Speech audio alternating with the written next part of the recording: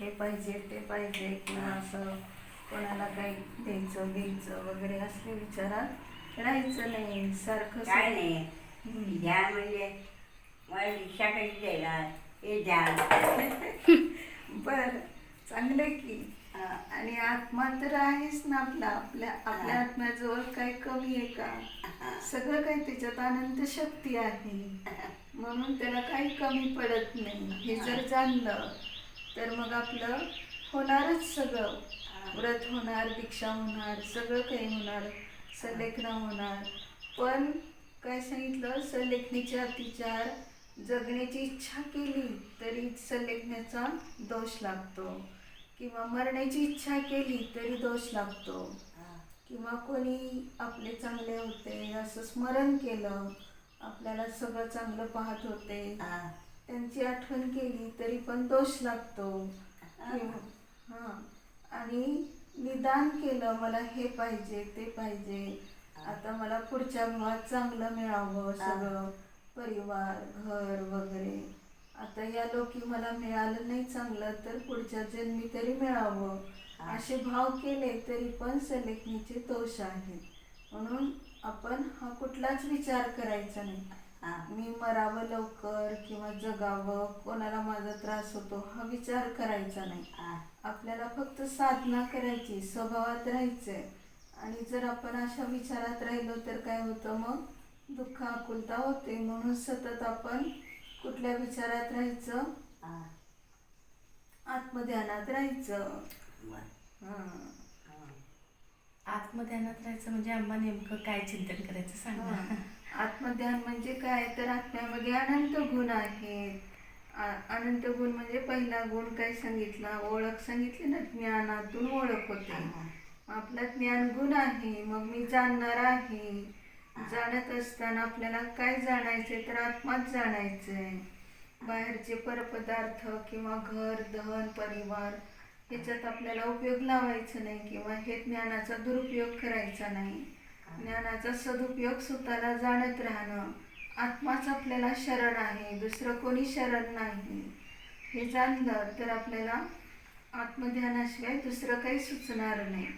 कारण त्याशिवाय आपण जर दुसरीकडे लक्ष दिलं तर, आता बघा की अरुंद रस्ता आहे आणि त्या रस्त्यावरनं एक इकडून येतं आणि एक तिकडून येतं. मग ते एक जण कोणीतरी थांबलं तरच तिथं पुढं जाणार आहे तो एक. पण नेमकी दोन राजे आलेले असतात, त्यांचा रथ असतो दोघांचा, मग मागं पुढं कोण हटायचं हा प्रश्न आहे. दोघे राजेच आहेत. मग ते प्रत्येकाचे जे काही त्यांचे मंत्री किंवा कोण आहेत बरोबर, तर ते सांगतात आमचा राजा पराक्रमी आहे, खूप काही सगळं त्याच्यात गुण आहेत, गुणवत्ता खूप आहे, तो सर्वांना दान देतो, सर्वांना सगळं काही प्रजेला सुख पाहतो, आमचा पण राजा असा आहे. मग जास्त गुण कोणामध्ये पडतील, तर त्यांनी सांगितलं की म्हणजे जो श्रेष्ठ आहे तो पुढे जाऊ दे. हां, तर मग ते एका राजामध्ये असे गुण पडले की त्या राजाला तर म्हणजे काय आहे की तो सगळं काही गुण आहेत, पण परस्त्री सेवन हे मात्र नियम नाही त्याला. आणि ह्या राजाला तो नियम असतो, तो सील पाळत असतो चांगलं, म्हणजे त्याला पहिल्यांदा जायला मिळालं. आणि मग म्हणजे त्याला थांबावं लागलं आणि ह्याला जावं लागलं. मग त्यावेळेस तो राजा त्याला शरण आला. मग तिथं जर दोघे एकमेकांना, नाही आम्ही दोघे जाणार, त्यांनी तिकडून आणि ह्याने इकडून, तर कोण तर पडणारच ना खाली. म्हणजे तिथं किती काळजी आहे. अरुंद रस्त्यातून चालताना किती काळजी घेतो, एक पाऊल सुद्धा कुठे इकडं तिकडं पडू नये, काही होऊ नये म्हणून. मग तसं आपल्याला परिणामामध्ये त्याच्यापेक्षा जास्त काळजी घ्यायची, कारण परिणाम तर आपले कसे होतात माहीत नाही, आणि मग त्यानुसार कसा बंद होतो ते पण माहीत नाही. म्हणून आता फक्त सावधानता कुठं आहे की मी हे परिणाम करणार नाही, चुकीचे विभाव करणार नाही, स्वभावातच राहणार. क्रोध मान माया लोभ, चीड येते का कोणाविषयी? येते. कोणाविषयी चीड येते? सुनबाई चांगल्या आहेत का? सुनबाई सुनबाई चांगल्या आहेत का? आहे होय ना, बरे आहेत. कोणाशी वैर आणि मुलगी चांगली आहे. सुनेपेक्षा मुली दोघी चांगले आहेत. तिने ती राहते, तिचा आत्मा तेवढाच आहे, हां आपल्या एवढाच आहे, आपल्या एवढंच त्याचं अस्तित्व आहे. म्हणून बुद्धिहीनता करायची नाही, चांगलीच आहे. वैर करायचं नाही, द्वेष करायचं नाही. मुलगी चांगली आहे म्हणून आपण तिच्याशी प्रेम करू लागलो आणि शेवटी मग रडत जावं लागत तिला पण. नाही नाही, आम्हाला पण ऑडिट काढत असते. हं. तर कोणी सुद्धा आपलं चांगलं वाईट नाही, सगळे कसे आहेत समता स्वरूपात आहेत होय. असं जाणायचं. मी पण समता स्वरूपाने जाणते, सगळ्यांना समान रूपाने पाहते. तर मग आपल्याला काय होतं, आकुलता होत नाही, कुठले कर्म बंद पडत नाही. होय. त्याकडे मुलीला त्रास होतो, हा, मग मुलीला त्याच्यासाठी त्रास मी होतो. यमसल्लेखना घेते. मुलीला त्रास होतो म्हणून आपण सल्लेखना घ्यायची नसते. आपल्याला उलट आता आपण इथं कशासाठी आलंय, तर आपल्याला हम्म. कशा रीतीने ह्याच्यातनं त्यात बाहेर नाही. हं? पहिले विचार करणे. नाही नाही, आम्हा सांगते तू त्याग करायचं म्हणती ना अन्नाचं वगैरे, होय. कशासाठी? तिला किती दिवस ठेवायचं, तिला त्रास होतोय. ती आपलीच मुलगी तर होतीच की नाही आधी लग्नाच्या आधी, आता पण आहेच. अजून काय तिच्यामध्ये? आणि त्याच्यासाठी आपल्याला सल्लेखना घ्यायची का? तसं नव्हे. मग कसं? लोकांना ती अडकून ठेवायची आपल्यासाठी. हा काय? आम्हा लोकांना किती अडकून ठेवायचं आपल्यासाठी, म्हणून मी अन्न त्याग करते. तसं नसतं. मग आता सांगितलं ना, मरणाची इच्छा केली तर दोष आहे. हम्म. मग असं लेखन घ्यायची का? दोष म्हणजे पाप. पाप करायला आलो का आपण इथं? आता आपल्याला ह्याच्यातनं बाहेर पडायचं आहे, जास्त विचार करायचा नाही. कारण आपल्याला जेव्हा होईल, मरण येईल, तेव्हा त्याचं स्वागत. आणि जोपर्यंत आपल्याला जगायचं आहे तोपर्यंत सुद्धा त्याच्याविषयी कंटाळा नाही. म्हणजे आयुष्य जसं आहे तसं ठरलंय, त्याविषयी आता विचार करायचा नसतो. कोणाचाच विचार नाही, शरीराचा पण नाही, रोगाचा पण नाही, आणि त्याला सांभाळणाऱ्या परिवाराचा पण नाही, मुलीचा नाही. कोण आहे मुलगी? आपली जीव आहे तो एक. असं बघितलं तर आपल्याला त्यांच्याविषयी नाही आकुलता. ती तिच्या कल्याणासाठी राहिली, तू तुझ्या कल्याणासाठी. उलट त्या निमित्तात, आपल्या निमित्तात तिचं कल्याण होतंय, चांगलं की नाही? ब्रह्मचर्य पाळलं जाते, वाईट काय आहे ह्याच्यामध्ये? सगळं चांगलं आहे. ती पण म्हणते की नाही, मला किती पण राहायला मिळालं तरी चालतंय, आहे ना? आम्हा कमी म्हणते. मला तिकडून पूर्ण अनुमोदन आहे. हा बघा, तू असं काही नाही. सासरकडून. सासरची इतकी लोक चांगले आहेत, अनुमोदन आहे म्हटल्यानंतर आपण चिंता करायची नाही. उलट हक्काने सांगायचं, मी धर्म करणार आहे, इथं राहून अनुकूलता द्यायचं, तुझा सुद्धा धर्म तू घडवायचं. ही राहिली का नाही, त्यावरची सोलापूर होती. ती पण खेळणार तिच्या असा भाव वाटायचा. आम्हांचं ऐक, आम्हा काय सांगते ते. तिला पण दिगभर ब्रह्मचर्य घ्यायचं होतं म्हणे हा, सोलापूरला मुलीला. होती तेव्हा. हम्म. मग तुम्ही घेऊ दिलं नाही? हम्म. लग्न कोण केलं? म्हण मी चुकले, आम्हाला सांग मी चुकले, लग्न केले तिचं. असू द्या, तर जी झाली ती पर्याय. पण आता तरी आपल्याला किती अनुकूलता देता येईल. धर्मच कर, धर्माशिवाय दुसरं काय आपल्याला शरण नाही कोणी, असं सांगायचं. आपण पण धर्मात राहायचं. लोच करायचं म्हणत होती. हा, चालतंय, रोज केलं चांगलं, त्याचं काय म्हणायचं असं तर. आज मुहूर्त चांगला आहे म्हणत होता तुम्ही. चांगलं आहे. मग त्याचं काय? संध्याकाळी करू 7 नंतर काय कसं? कसं तुम्हाला म्हणजे आज दिवसभरात केव्हाही चालते. चालतंय? आज लोक खूप येणार आहेत अम्मा भेटायला, पाहुणे. होय. मग इथे लोच का करायचं, त्याचे भाव हा, हा. रोज सांगायचं. कशासाठी करायचा असतो? केस जास्त झाले म्हणून नाही, विंचरायला त्रास होतो म्हणून नव्हे.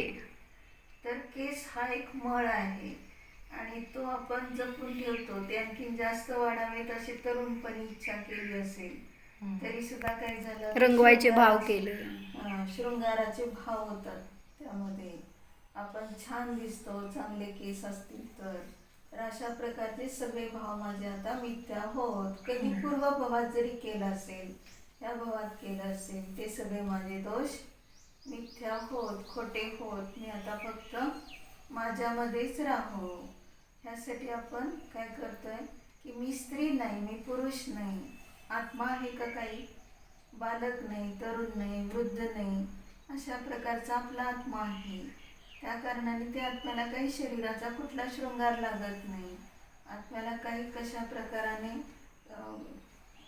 म्हणजे जशा प्रकाराने आपण रत्नत्रयाने आत्म्याला सजवतो तसंच शरीराला त्याच्यापेक्षा जास्त सजवलं. कशाने? ह्या विभावाने.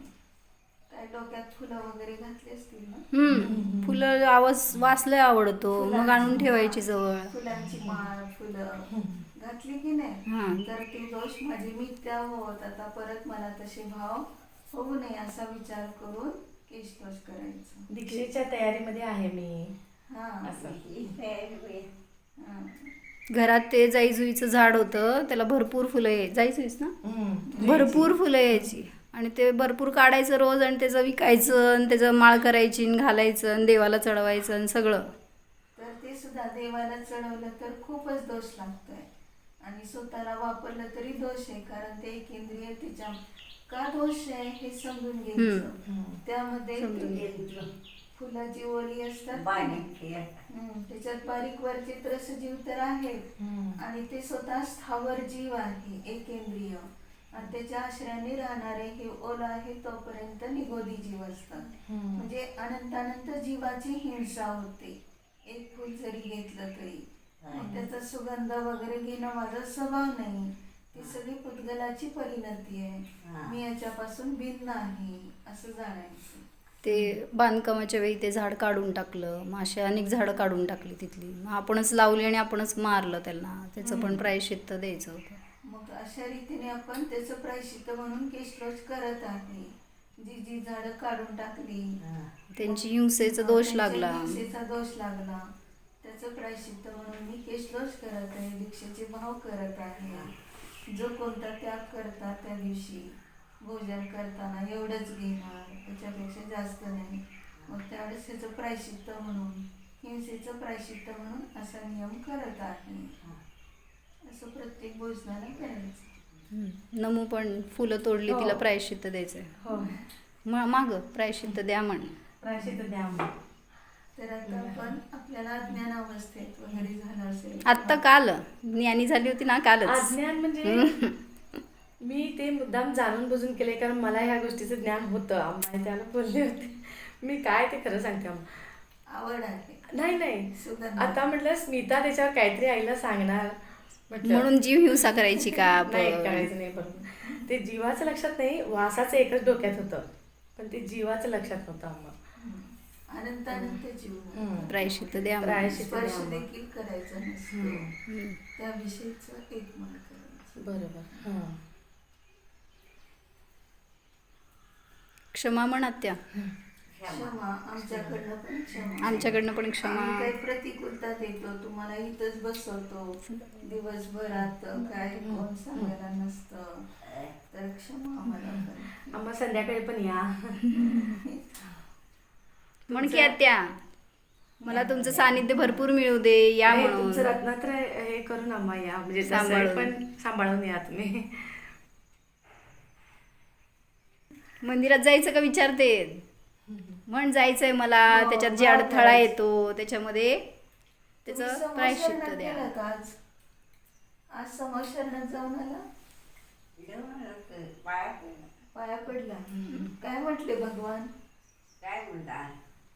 दीक्षा ध्यान द्या. करा, हा. ध्यान ध्यान करा. ध्यान करा, दीक्षा ध्यान द्या. करा, ध्यान करा. हा, छान. तिला भगवान पण दिसले असतील. आज सकाळी उठल्या उठल्या मला म्हणाली, 8 दिवस झालं ह्यांचे आजोबा रेखाताईंचे वडील मला 8 दिवस झालं स्वप्नात यायला लागलेत. होय, चांगलंय की मग. आणि तू त्यांची पण आई शांताजी म्हणून होती, ती पण मला म्हणाली, तू का उभा राहिलीस की आता? ही उभा राहिली होती तेव्हा. हा. हे चांगलंय. असं. हा. आणि 8 दिवस झालं ते स्वप्नात यायला लागले. उठल्या उठल्या मला सांगायला लागले. स्वप्न चांगलंय की मग. हा. त्याच्यावर माझे वाड्यावर त्याचे खूप पहिले होते. प्रेमातच अजून आहे. आता प्रेम सोडायचं हे सांगते आणि आम्हा. त्यातून अजून एक, मी त्यांना बडंग करून नेले होते. त्यांना बडंग आवडायचा. चिवडा चिवडा चिवडा.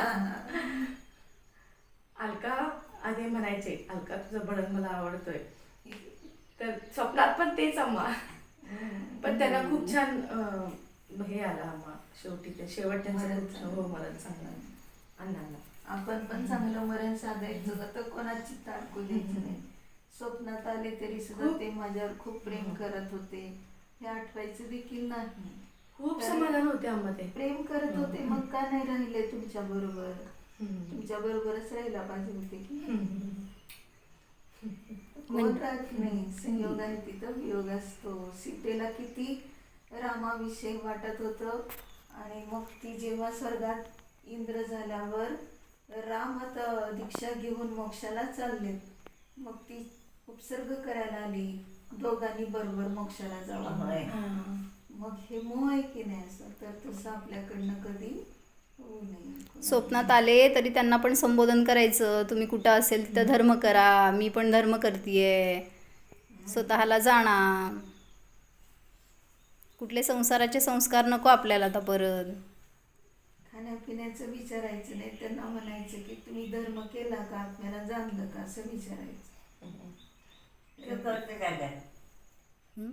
मंदिर किती शास्त्र असायचं. अण्णांचं, रेखा त्यांच्या वडिलांचं, त्यांना खूप समाधान होते अम्मा. शेवटचे एकच महिना ती काय म्हणली ते सांग. ते पण खूप धर्म करायचे. त्यांनी आपल्या आई वडिलांची पण फार सेवा केली अम्मा. एकच मुलगा होते, त्याने आपल्या आई वडिलांना फार त्यांनी केले. आणि मग अगदी हिला पण बहीण म्हणत होते. मनापासून ह्यांना, मावस सख्खी मावस बहीण असं. ते सत्याच्या पलीकडं. सगळ्याच्या पलीकडे. मग ते मोहाचं नाही आठवायचं काय आता, हे आठवायचं आपण दोघं मिळून किती धर्म केला, त्यांनी मला काय काय शिकवलं धर्माचं, मी किती केला, हे संस्कार टिकवायचे आता. धर्माच्या चष्म्यातूनच बघायचं तर सगळं, बाकी नाही. निर्विकल्प राहायचं. मला मोह होतं त्याच्याबद्दल क्षमा म्हण. वया मोर क्षमा. त्याचं प्रायश्चित्त म्हणून केशलोच करणार आहे. हा? त्याचं प्रायश्चित्त म्हणून केशलोच. केशलोच करणार. अम्मा आता कोण पण येतात, आता पै पाहुणे भरपूर, मग त्यांनी काय बोलल्यावर ही पहिला काय म्हणायला पाहिजे, म्हणजे असं क्षमा. तुम्ही पहिला क्षमावली मागायची, आणि मी जाणार आहे हे असं बोलत जा म्हणून तिला सांगायचं. ते सांगितलं की नाही तेच सांगायचं त्याला. कोणी आलं तरी जवळ आपण काय सांगायचं ते विचारा अम्मांना. काय सांगायचं? रत्नत्रय सांभाळा, सम्य दर्शन प्राप्त करा, स्वभावात राहावा, आत्म्याला जाणा, कुगुरु कुदेव कुशास्त्र सोडा. ते आपण केले अनादी काळापासून, म्हणूनच आपण संसारात दुःखी आहोत. तर आता खरे देवशास्त्र गुरु यांना जाणा, शास्त्र स्वाध्याय करा, म्हणजे आपल्याला निर्णय घेतो. स्वाध्याय करा म्हणून तू पण तुझ्याकडनं सांगायचं त्यांना. धर्म करा, इच्छा. संसारात अडकू नये. इच्छा